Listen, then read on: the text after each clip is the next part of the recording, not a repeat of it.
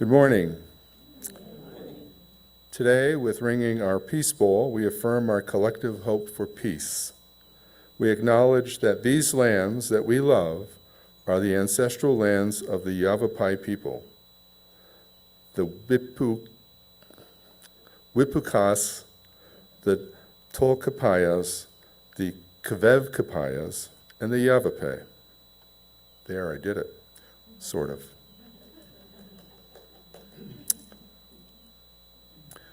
It's St. Patrick's Day. Happy St. Patrick's Day. I was looking for something green in my closet, and I came down with this one.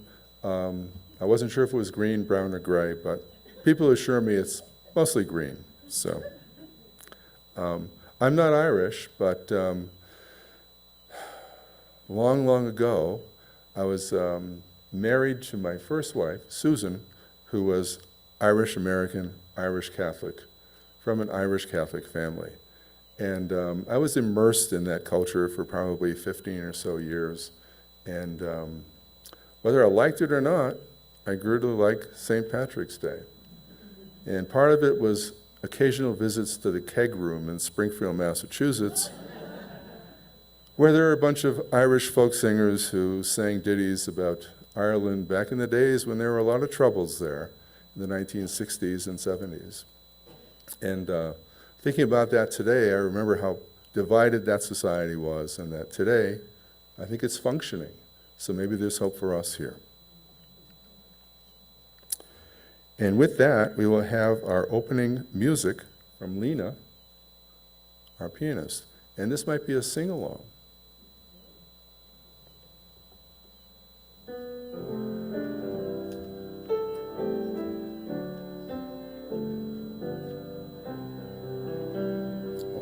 There are the words. Good morning and welcome to Granite Peak Unitarian Universalist Congregation in Prescott, Arizona. I am Jack Wood, your worship associate today. We extend a warm welcome to all. We're glad you're able to join us here in person and those of us on Zoom, and hope that you're all in good health.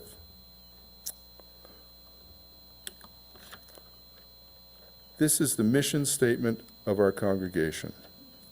We are a compassionate spiritual community that celebrates diversity, nurtures the personal and spiritual growth of all ages, shares our gifts, promotes justice for all, and serves the world we live in.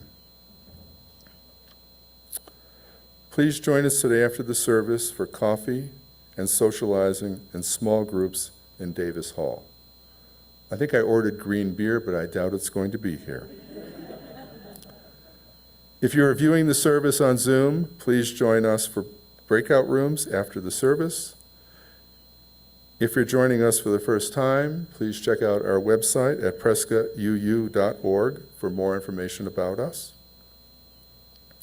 And if you are here in person, there will be time to introduce yourselves at the end of our sanctuary time. And please stay and chat with a member or two. There are refreshments in Davis Hall across the foyer, where the green tablecloths are, to enjoy together after the service. We thank our pianist, Lydia Garrett, this morning for her wonderful work, all of our Sunday morning volunteers, and thank you all for being here, of course. And now please take a moment to make sure that your cell phones don't go off during the service.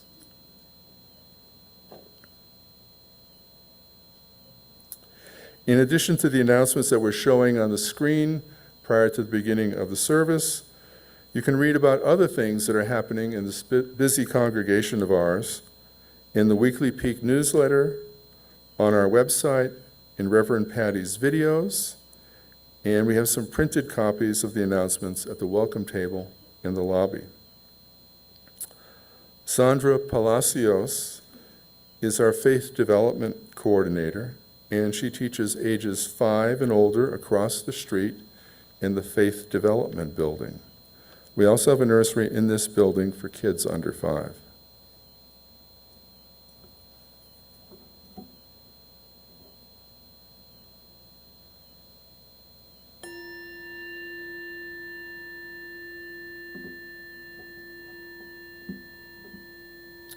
We're going to do our chalice lighting. Today we have an worship associate, Russ Erickson, who's going to help with the chalice lighting and some of the hymns later on.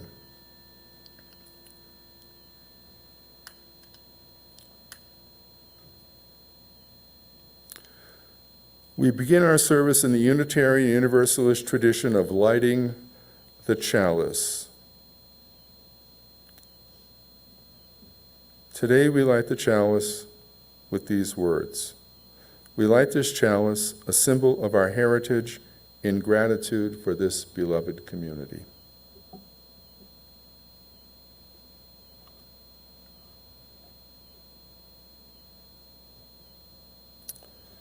And let's see.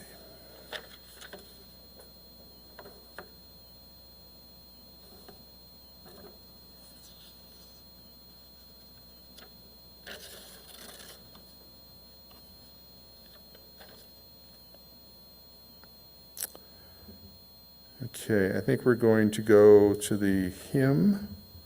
And for those present here in the sanctuary, please stand in body or spirit, if willing and able, and sing our opening hymn, which is Wake Now My Senses, which is hymn number 298 in the gray hymnal.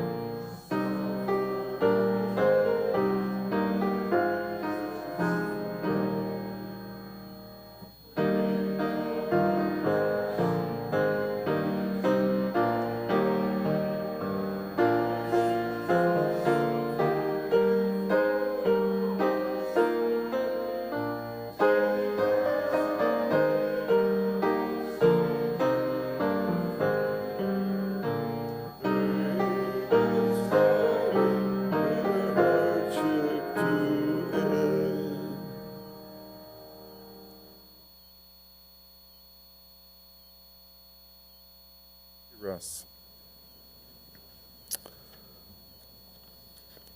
Please join me in saying the words of our covenant, and they are on the screen. This is a doctrine of this congregation, a quest for truth, its sacrament and service is its prayer, to dwell together in peace, to seek knowledge and freedom, to serve others in community. This do we covenant together.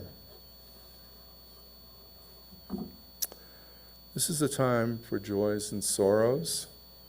Reverend Patty usually does a very excellent job here, and I'm going to try to fill in best as I can. A lot of it is going to be audience participation when you come up and drop a stone in the water if you wish. But first, I have a special message that I've been asked to read from Diane Harper. A joy from Diane Harper. I am so glad to be back in Prescott, resting comfortably after my open heart surgery and pacemaker implant in Phoenix. Much gratitude and many thanks to Frank and Nancy Beeson for several nights' stay at their Scottsdale condo, to Bobby Bollinger for being on call for my transport back to Prescott, to Lila Witt for taking me into her home, and hospitality for several days while Tom recovers from a cold, and to the congregation for the use of the Comforting Hands quilt. I'll be joining Tom at Alta Vista today through mid-April. Texts to my cell are welcomed. Top of the morning to you.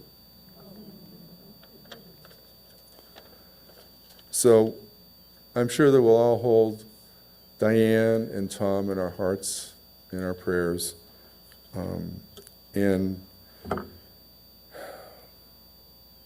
if anybody has a joy or a sorrow or a concern and they feel so inclined, please feel free to come up to the front of the congregation and drop a little pebble into our bowls of water on either side here.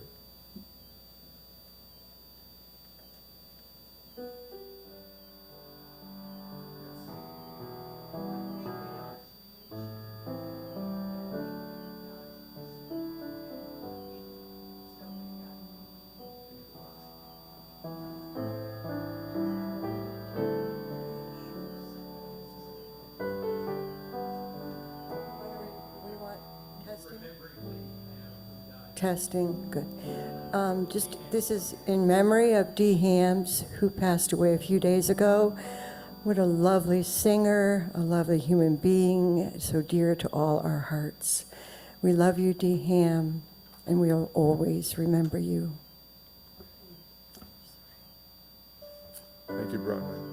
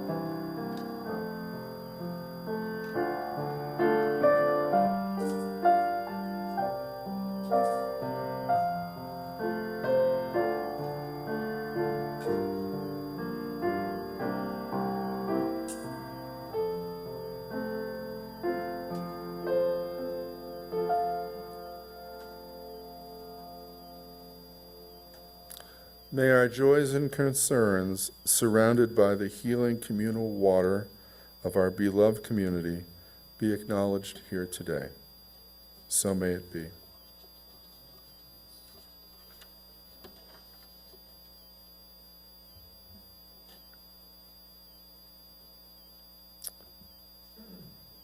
And now we'll have a very short hymn, Walking.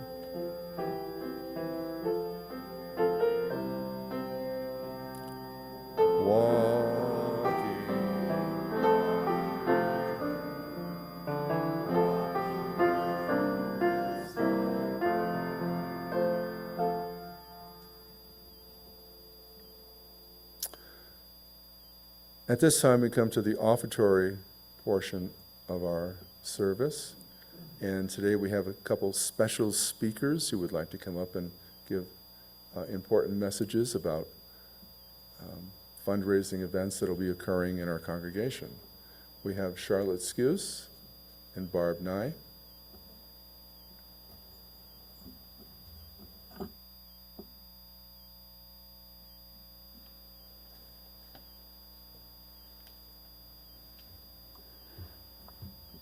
I bet you thought I was going to talk about the auction.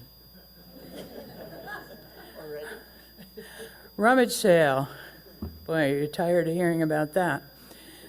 Well, you can help for 1 hour, for 4 hours, for as little or as much as you want. You don't have to lift heavy things. We'll be sorting towels. We'll be putting price tags on cups and saucers and just doing all kinds of things. Even Judy has come in her wheelchair and gone up and down the rows putting stickers of prices on items. We need more volunteers. You can look at the paperwork into Davis Hall. Saturday, if you want the sanctuary to look like this on Sunday, I need more than 4.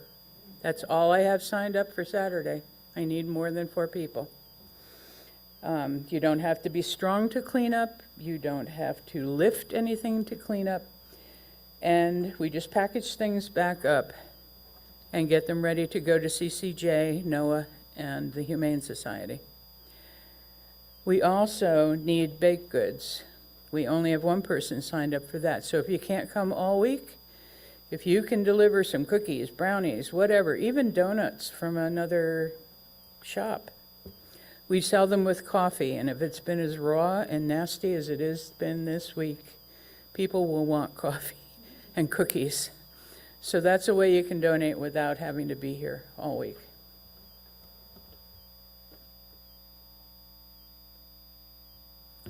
Good morning again. My first message is it starts today. It starts right after the service. Some of you brought items already that you want to bring in and unload your cars. As soon as the service is over, we need to put all of the chairs away. So here's what happens. All of these chairs along this wall have to come down. You can put a second row of chairs on the back, and all of the rest come to the front and will be stacked up here. So this room is clear for us to bring in the tables and set up everything tomorrow. So time to start having fun right after the service. This congregation is amazing. I've been trying to organize cashiers, and a week or so ago I thought, yes, I've got it all filled. And then we had 2 people, either through injury or health, and another conflict. Suddenly I had 5 openings for cashiers, Friday and Saturday of next week. Since this has happened, and I put out a plea, I think, in the Weekly Peak this week, I have 1 opening left, and that's Saturday, the day of the sale, from 12 to 2. It'll be a busy time, and any of you who had signed up for just, you'd be a floor walker or something, if you can be here that afternoon, we're going to have it in the paper that 12 to 2, it's a half price sale. So we're hoping there'll be a big price, a big group of people, and a lot of sales, and less to haul away when it's over, if that's successful. So I need 1 person, 12 to 2, on Saturday as cashier, and you'd be working with someone who, Don Corade is working that time. So you would be working with Don, and that would be a blast, you know that. So another reminder, if you come in during the week and you work, you can buy. If you see something you like, I'll set times 2 or 3 in the morning, 2 or 3 in the afternoon, when I'll stop and you can purchase what you have seen that you want to buy. I'm also going to have, during that week, for anybody who's working, 3 apple pies available for sale. So that's another, sometimes seen as a perk. I'll be around after the service. I'll be helping remove the chairs and bring things in. We're going to put all of the stuff you bring in along that back wall, so that it's out of the way when we want to set up the tables tomorrow morning. Any questions later? See Charlotte or I. You're welcome. Thank you to our organizers of our annual organized chaos event. I have a message from Mary Ann Clark from the Stewardship Committee. She says, "We encourage all our online members and friends to join us in supporting this congregation. You can do an online pledge by going to our donate page, which is https://www.prescottuu.org/support. The whole thing underlined. Or clicking on the CR code in the upper right corner of the slide. Well, wherever that is, okay. When the Support Granite Peak page is displayed, scroll down to the 2024-2025 Stewardship Campaign block and click for more info. Feel free to read all the materials on the 2024-2025 Stewardship Campaign page, and then scroll to the bottom of the page and click Pledge Card to complete the online pledge card. It's that easy. Now, had I read this message before to myself, I would have realized that I was addressing it to the online people. I would have told you to just don't pay any attention. But if you haven't given, you can still do that online. So hopefully you did pay attention.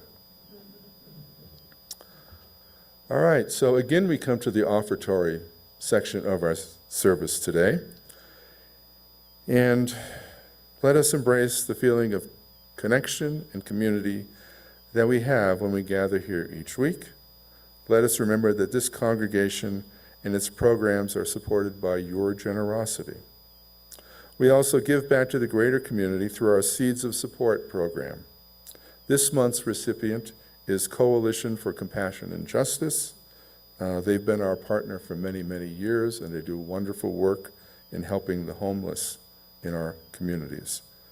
Please read about them in the order of service.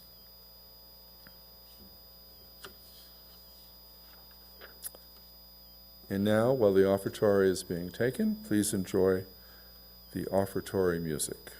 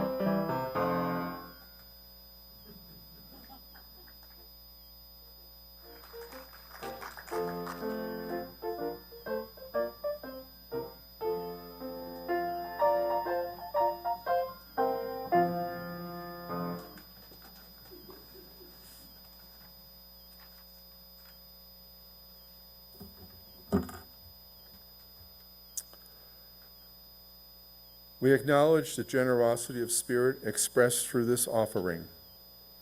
What is given in love is received in gratitude. Blessed be.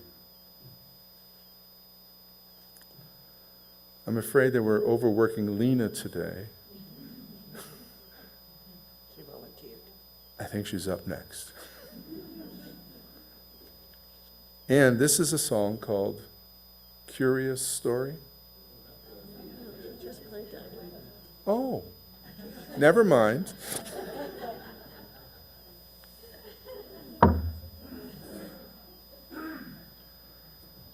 All right.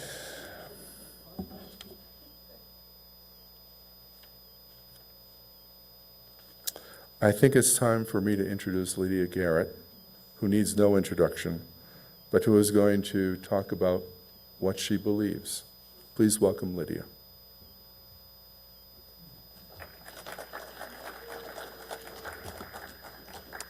Good morning, everybody. And I don't have a drop of Irish blood in me. It's almost 100% that Central Alpine stuff, I'm told by DNA. But I left that to my husband, Larry, whose Canadian Northern Irish grandmother, an Orange Irish, I was told, had taught him some nasty songs, which I think pretty much has been done away with better relations in that Green Isle. So, okay, so much for St. Paddy's Day, which was a new experience to me when I came to this country in the late 50s. So I believe, in some congregations, and one that we belonged to for quite a while, and briefly also among one of our ministers, Terry, when she was here, was an occasion when on certain Sundays, congregational members gave a short talk under this title, shared how they came to be UUs. So here is my story. So, how to become a UU? Well, it was all because of the neighborhood sandbox in our backyard that Larry built. It was big. It attracted all the kids from the neighborhood, which was fine with me because then I knew where mine were. So, and our two older ones, 4 and 5-ish year old, attracted the other playmates, and they had fun in the sandbox. And one day, my son came and asked, "Mommy, can we go to primary with Cal? It's supposed to be a lot of fun." What is primary? So I checked with my great neighbor, the mother of a Mormon family, and found out what Wednesday afternoon primary for little kids was. My deduction, it's early indoctrination into a religion I would not agree with. But we had a neighborhood grandmother who was our favorite babysitter. She was just wonderful. She was also a Mormon. And one day she told us, "You're such nice people. We would like to embrace you. Would you mind to read our books?" Well, so Larry and I, we actually read The Pearl of Great Price and the Book of Mormon, front to back, together, over a few weeks. Well, it didn't speak to us either. We were convinced doubters. As many of you know, I grew up in Switzerland during World War II. Most people were then either Catholic or Protestant. Zwingli Protestant, the Swiss German kind. He was a reformer there, a contemporary of Luther, but the two of them didn't always see eye to eye.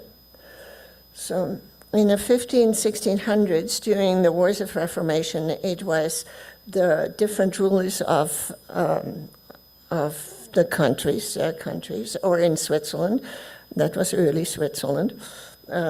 It was the government of the different cantons, or we'd call them states, who decided what religious everybody was to follow. Everybody either stayed Roman Catholic or followed the reformers. If you didn't like it, you could move, but that was not at all easy. And all that resulted in the religious wars in Europe of the 1600s, 30 years of wars that didn't end until 1648. It cost millions of lives. When I came to this country in the late 1950s, it was a bit of a puzzle to this European of the Reformation background, where we had in a community two churches, Catholic one and a Reformation one. That's it. Okay. So in Larry's hometown of Astoria, Oregon, of about 10,000 people, and not much around it for other towns, there were about 12 different churches. Why, I wondered. Only gradually did I understand all these immigrants, and there it was a lot of Scandinavians. They brought their own brand of their Protestant beliefs, and some of which they were not wanted in the old country. A relatively great recent book, American Nations, illustrates masterfully how this shaped our country to this day, with long-time regional historical roots, religious and ethnic. I can recommend it. It's a great read. As for me, I grew up in a Protestant state, Zurich. My high school classes stayed together then for the 3 years, and the teachers had to move. So there were 2 Catholics, 2 Methodists, their father was the preacher, and 1 Baptist, and these latter 2 were considered sects. The rest were Protestant. Confirmation at 16 was an important townwide event, a coming-of-age event. It's the closest we had to compare to our high school graduation here. I had attended to Sunday school in elementary school, learning the Bible stories. And my mother had taught me the prayers, to say my prayers at night. At high school age, it was the religion study classes. It was compulsory if you wanted to be confirmed. But when studying the Bible, I had lots of questions, and so did my best friend, Marta. One older minister got so annoyed with us that he told us not to bother to come to Sunday services which was required, by the way, if you wanted to be confirmed. Not to come on Sunday mornings if we had nothing else in mind than to question him and only wanted to get out of work on the Sunday morning. We took him at his work. But he had health problems and was replaced by a young woman minister. This was 1949, a woman minister. So she was much more open to questions. Still, I stayed a doubter about that whole God thing. Thus, at age 16, even my fairly liberal Swiss Protestant religion did no longer fit my belief. Back to that 1950s Palm Sunday, which, by the way, it is today and is celebrated in a lot of European areas. That was the traditional Confirmation Sunday, the coming-of-age importance. I had announced to my parents that I would not be a hypocrite and get confirmed, as I was now a non-believer. The events of the recent World War II, just over our border, and the new scare in 1949 of the Stalin-time Russians with atomic bombs and Cold War development let me doubt mightily in a God who could let such horror and destruction happen. I also did a lot of reading of philosophers, doubters, believers, non-believers among them, and it all led me into my atheist conclusions. I recently came across my diary of those teenage years. I was quite amazed of how much thinking I really had put into these questions and how I came to my conclusions.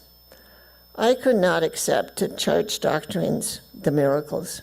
I felt it was possible to lead a good and ethical life, to help build a good society which was helpful to everybody, without a hierarchical, often top-down organization, and above all, without a belief in a God as a force over it all. I can say that I did eventually participate in a town-wide important confirmation. The whole town watched you. After further talks with the minister and a very open-minded, life-affirming discussion, which left me free to future decision-making in the belief system, I was quite aware that our religious instructions also centered on ethics beyond the 10 Commandments. I had parents who were very infrequent churchgoers, but they imparted important values by actively living them, getting involved in social action, and caring for the general welfare and respect for others. That's what we were taught by example. My father's family, by the way, all were from Catholic background or the Swiss brand of the Episcopal Church. My mother's were Protestant. My parents chose to get married in just a civil ceremony.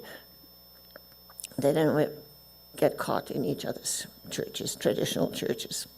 When Larry and I married in my hometown of Switzerland, we opted for a very low-key church ceremony after I had talked again with the minister and told him of my non-belief. He had no problem, felt that I could always change my mind. The reason was that I knew this ceremony meant a great deal to some of the parents. Was I a hypocrite? No. And then came kids and that sandbox question. I knew that I had to find answers that I could give my growing kids, answers that would be helpful to them, where they also could find friends, and yet that I could live with. So we visited this, to me, bewildering American smorgasbord of churches. I eventually came to realize that all these immigrants from varied countries and backgrounds also brought their own special brand of Protestantism with them. I was already familiar with Larry's Episcopal Church background, the Church of England, really, it was to me. I had lived in England. We were personal friends with the minister and had interesting discussions, but it did not fill our needs. My 4-year-old at that time was invited to go to a preschool with a friend. After 2 days, my daughter asked me, "Mommy, where is hell? And why is God so angry?" It turned out to be the hellfire and damnation Baptist variety. End of that preschool for my kid. What kind of people use that kind of teaching to preschoolers? But what connection could we offer to our kids? It was then that I reminded Larry of the time in New Haven, I in our tiny apartment with a baby, he studying hard at the library, and my Sunday morning companion was the radio. That's when I heard a sermon broadcast that made me listen up. For once, it made sense to me. No God or Jesus preaching, but talking about real life problems. I was curious and shared this novel church sermon with hubby in the evening. "Oh yeah," he said, "that's the Unitarians out of Boston." Okay. And then several years later, after that preschool experience, I reminded him of that novel sermon experience. Well, do these Unitarians exist here in Western Washington? Larry consulted the Yellow Pages. And we did indeed find them a 30-minute drive away. The East Shore Unitarian Church near Seattle was a large congregation of about 400. It was around that time the Unitarians and Universalists got together. We were about 400 with a large youth program and 2 Sunday services. The rest is history. Some 60 years ago, we had found our spiritual family.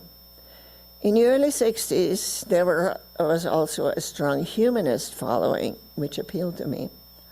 This was civil rights intensive time. I liked their social action involvement. For instance, our action against redlining in a local real estate market. where banks automatically excluded minorities from getting financing in certain areas. It reminded me of growing up in a family where liberal action, political and social programs were important. The involvement of the congregation in civic problems, a caring congregation, it all made sense to me. The youth program here did not stress Bible stories, ritual prayers, but explore nature, science, and how to get along with each other starting in the earliest ages. Our principles were there. No hellfire and damnation. As a matter of fact, here's a little aside. With the large church property we had there was also a garden and a vineyard. And some classes, the children were taken there to see the vines grow and the fruit grow. And in the fall, guess what? They made wine, but only for parents' consumption. We later moved to Eastern Washington, farming and Tron Birch Society, and the Hanford Atomic Project. Our Unitarian church there was much smaller, but we made good friends and found a common bond. We had no paid staff after the minister left under a cloud, unfortunately. We had to do it all ourselves. Larry and I were fully involved. He was treasurer. We helped with church, school, planned Sunday services, wrote, duplicated, and mailed the newsletter. And then we moved back to the west side of the mountains again, Olympia, Washington, where UUs had their own historic church building right downtown. But it was inadequate. Built on a steep hill, there were lots of stairs, and our congregation was small, maybe 100. And then we had a dream.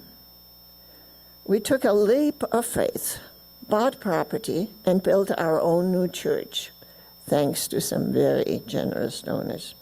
And the congregation grew, and we still were involved, though by that time our teenage kids were not much interested.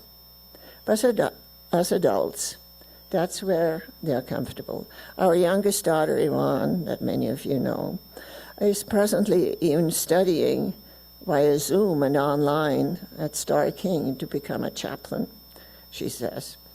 She's also holding a full-time job at a university there and edits books for literary publications. Her days must be longer than 24 hours. Over the years, I continued reading J.B. Shaw, Bertrand Russell, Darwin, and the struggles with the belief after his discovery of natural selection, and more recently, Greg Epstein's Good Without God. What I know about scientific discoveries over times gave me more credible answers than the ancient texts that were written at a time when scientific explanations were not available. I came to see them as then needed for the unexplainable, and also a guidance and, yes, control of the masses, the people. I reveled in the writing of writers, philosophers, thinkers, scientists whose writing made sense to me, gave me the proof for my non-belief in a God. I recognized the need for many people to adhere to these teachings, or are doubters, agnostics.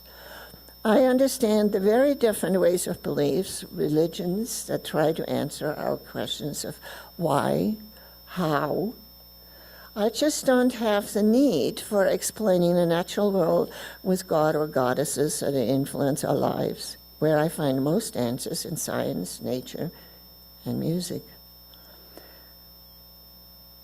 And a little bit left to mystery. And I'm not big on rituals, so I can understand their need. And we certainly have our very own rituals right here in our UU community. During a visit to National Library in D.C. a few years ago, there was a special exhibit on the Jefferson Bible. I was somewhat familiar with this work, where this theist expressed his non-belief in miracles, for instance, accepting Jesus not as a deity, but a teacher of what we might call ethics. He encouraged questioning in some writing, and in some writing, even deity.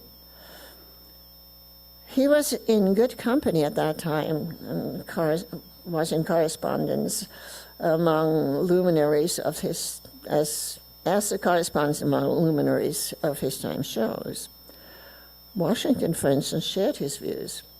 Jefferson actually expressed conviction that in another 100 years, people in this newly enlightened nation would embrace these ideas of their Enlightenment period. He attended Unitarian churches when he was up north in Philadelphia. Unitarians love to claim into our ranks. It's really interesting to read about his writing and his thinking about that subject. So, what do I appreciate as a UU?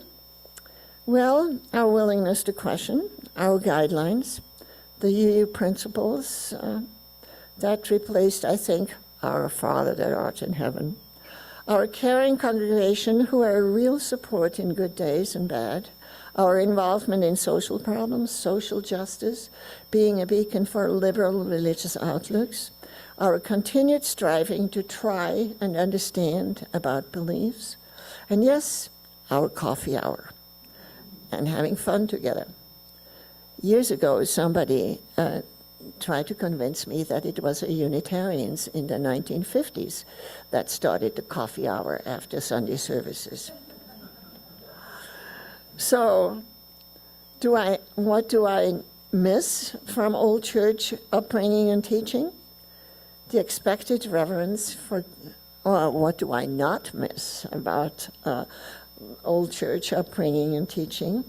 The expected reverence for God, Jesus, the Trinity, revering the Bible as a word of God, the inherent belief in an afterlife, and some of the rote ceremonies, the hypocrisy of many believers, and then no matter what brand of religion we are talking about.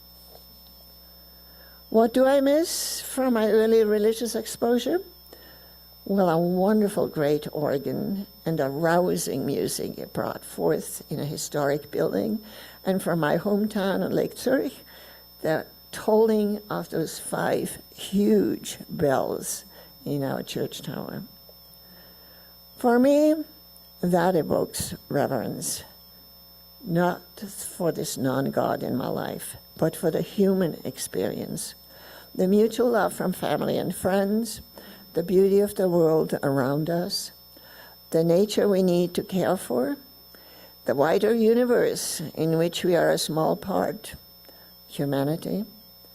And that's where I find good or evil humans and our decisions and actions that determine our future existence.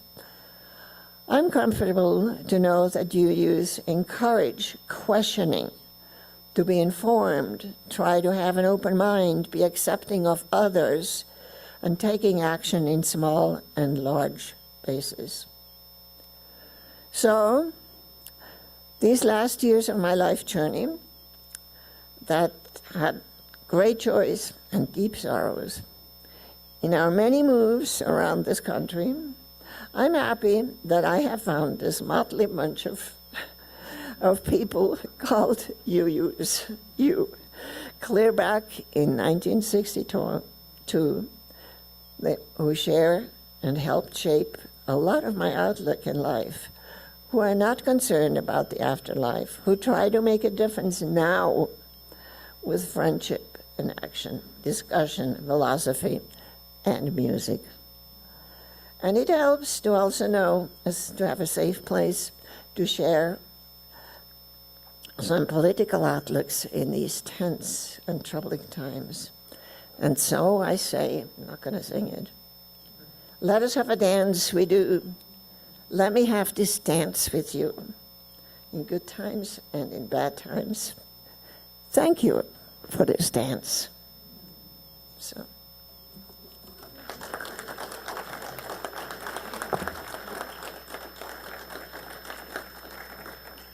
Oh, we have something now. Thank you, Lydia. As I was listening to you, I realized that I had a much simpler way of acquiring my beliefs. I went to a Catholic grammar school, and Baltimore Catechism was there. And as I was sitting here, I was thinking, oh, I think I understand the meaning of the word indoctrination now. After college and during my first marriage, my Irish Catholic wife and I sort of moved away from attending church very frequently, and I guess we would both be considered lapsed Catholics. And then after our divorce, the divorce was in like 1981 or so, but on March 21st, 1986, which is coming up the anniversary is coming up this week, I met my second wife, Anna, and we shared a lot of interests, and we were both lapsed Catholics ourselves. And she insisted that she never wanted to get remarried because of her first marriage. And I said, okay, that's fine. And then in 1988, she decided she wanted to get remarried. So one of her colleagues, she was a midwife, and another midwife invited some common friends to the colleague's house a couple weeks before we got married, and we were talking about different things. They were talking about politics and film and art and culture and religion. And Anna said, oh, no, I don't believe in organized religion. They said, well, you guys are just UUs and you don't know it. And we let that percolate for about a year and a half, and then we wandered into a UU church in Providence, Rhode Island, and the rest is history, mystery, whatever else. I don't know. Well, thank you again, Lydia. You just got your second, this I believe. Yeah. And Russ, we're going to invite you up to help us through We Would Be One, which is hymn number 318.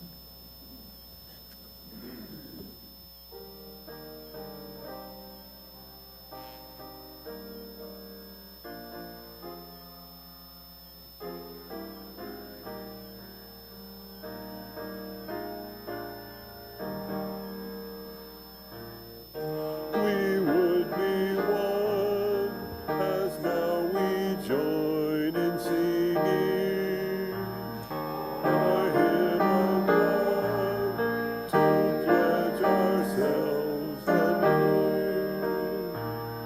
to that high cause of greater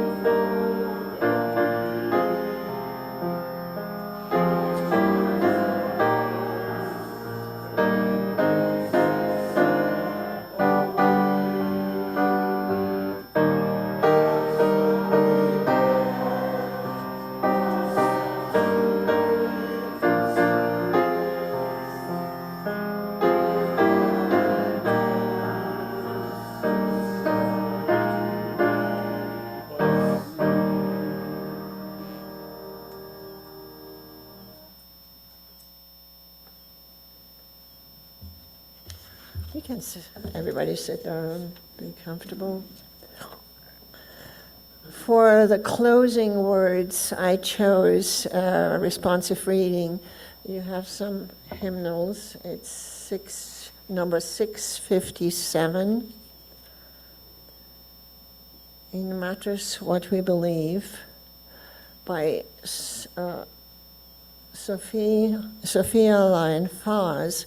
Sophia Lyon Fars was a big contributor to our youth programs.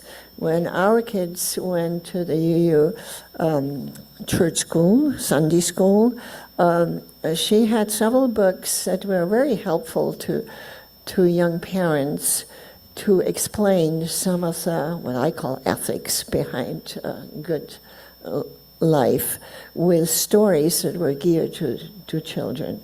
I really liked that. So she was a big name in religious education. So it matters what we believe. You read the italics. So some beliefs are like walled gardens. They encourage exclusiveness and a feeling of being especially privileged. Other beliefs are expansive, lead the way to wider and deeper sympathies. Some beliefs are like shadows, clouding children's days with fears of unknown calamities. Other beliefs are like sunshine, blessing children with the warmth of happiness. Some beliefs are divisive, separating the saved from the unsaved, friends from enemies.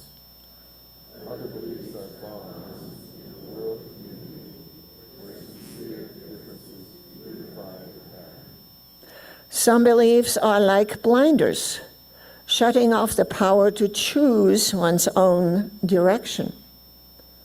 Other beliefs are like gateways opening wide vistas of restoration. Some beliefs weaken a person's selfhood. They blight the growth of resourcefulness.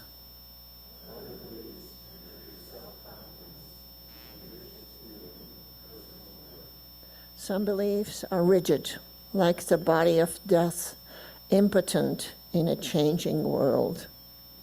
Other beliefs are pliable, like the young sapling, ever growing to the upward rust of life. I guess that's where those Protestant ministers in my youth and early marriage came from. They said, you can always change your mind. Thank you. I think I might use this as a daily meditation. It really says a lot about the way things are today.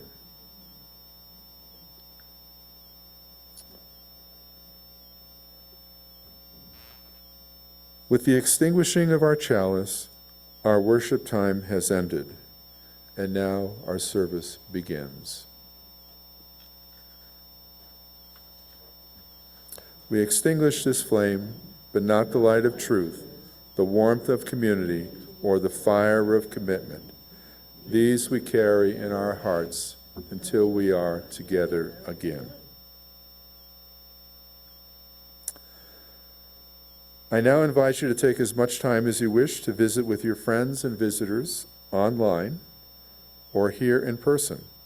For those on Zoom, you may go into a breakout room now.